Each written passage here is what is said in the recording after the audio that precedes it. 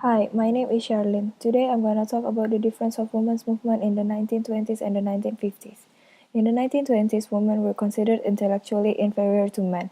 They were seen as a major sources of temptation and evil, and also considered naturally weaker than men. Flappers were a new breed of young Western women in the 1920s who wore short skirts, bobbed their hair, listened to jazz, and flaunted their disdain for what was then considered acceptable behavior. Flappers were seen as brushed for wearing excessive makeup, drinking, treating sex in a casual manner, smoking, driving automobiles, and otherwise flouting social and sexual norms. The Equal Rights Amendment, or ERA, was a proposed amendment to the United States Constitution designed to guarantee equal rights for women. The ERA was originally written by Alice Paul and Crystal Eastman. In 1923, it was introduced in the Congress for the first time.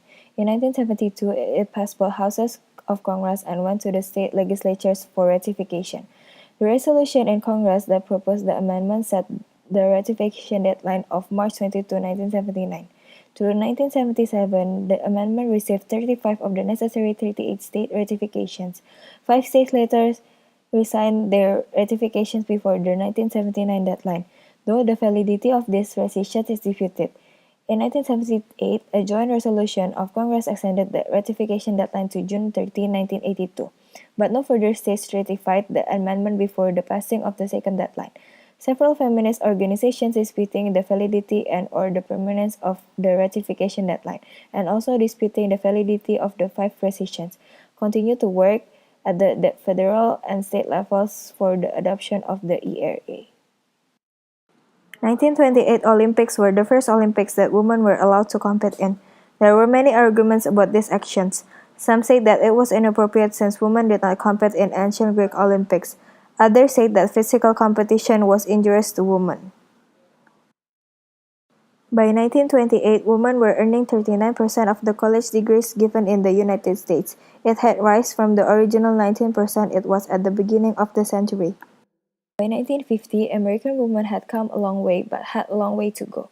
During World War II, women had entered the workforce in record numbers.